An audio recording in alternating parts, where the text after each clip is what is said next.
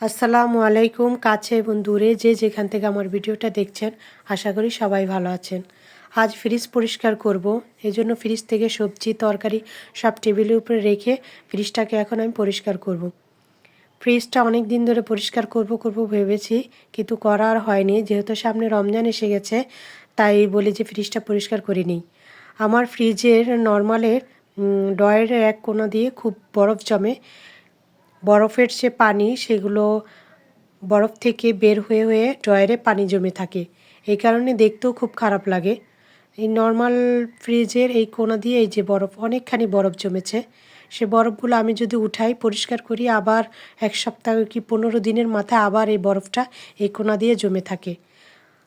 এই কথাটা আমি অনেকের সাথে শেয়ার করেছি। অনেকে এই ওয়ালটন ফ্রিজের নর্মালে যে বরফ জমে, অনেকেই বলেছে যে এটা নর্মাল ফ্রিজে এরকম বরফ জমে, এই সমস্যাটা হয়। তো এখন যে ফ্রিজগুলো বের হয়েছে অনেক সুন্দর লাগে দেখতে, 2 পার্টের আলমারি সিস্টেম, কিন্তু ওগুলো খুব বক্স সিস্টেম, কিন্তু ভিতরে স্পেসটা অনেক কম, জায়গাটা অনেক কম, যার কারণে সবজি মাছ তরকারি তেমন একটা আটে না। এ ধরনের ফ্রিজের এই যে এগুলো ডিজাইন বলেন, এগুলো অনেক আগের ফ্রিজ। যাক, চলতেছে চলুক। ফ্রিজের ভিতরের যে অংশটা, ওইটা আমি পানি দিয়ে পরিষ্কার করে নিব। তারপর বাহিরের অংশটাও আমি স্প্রে দিয়ে পরিষ্কার করে নিচ্ছি। ফ্রিজের উপরে অনেকখানি দাগ হয়ে গেছে, যেহেতু অনেক আগের ফ্রিজ, এজন্য দাগ হয়ে গেছে। এগুলো আমি উঠাচ্ছি। এখন ফ্রিজের যে ড্রয়ারগুলো আছে এগুলো সব পরিষ্কার করে নিলাম, একটা কাপড় বিছিয়ে তারপর ওগুলো আমি রেখে দিলাম। রাখার পর এখন আমি সেগুলো শুকানোর পর তারপর আমি ফ্রিজে এগুলো রাখবো। না হলে দেখা যায় একটা আটকানো থাকার কারণে ভিতরে একটা গন্ধ এসে যায়। এই যে এখন আমি ফ্রিজে সবগুলো এখন ড্রয়ারগুলো আমি রেখে দিয়েছি। সবজিগুলো একটু পরে আমি রাখবো। এখন রান্নার কাজে চলে যাব। আজকে বেশি কিছু রান্না করব না, শুটকি ভুনা করব।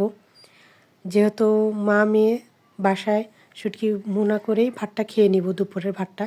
আমার হাজব্যান্ড উনি শুটকি পছন্দ করেন না, তাই ওনাকে সকালবেলা অন্য তরকারি দিয়ে ভাত দিয়ে দিয়েছি লাঞ্চে। তাই আমি এখন এই যে টমেটো আর পেঁয়াজের যে পাতা, এটা দিয়ে আমি শুটকিটা ভুনা করব, দেখি কেমন লাগে খেতে। তা আমি এখানে সব জিরার গুঁড়া, হলুদ, আদা রসুন যা আছে সব কিছু দিয়ে তারপর আমি টমেটো এগুলো দিয়ে এগুলো কষাচ্ছি। আদা দেইনি, সরি, রসুন বাটাটা দিয়েছি। শুটকিতে রসুন বাটা দিলে খুব মজা লাগে। এখন আমি শুটকিটা দিয়ে দিয়েছি। শুটকিটা আমি তেলে ভেজে নিয়েছি, নাহলে গন্ধ আসবে। এই তো আমার রান্নাটা পুরো কমপ্লিট।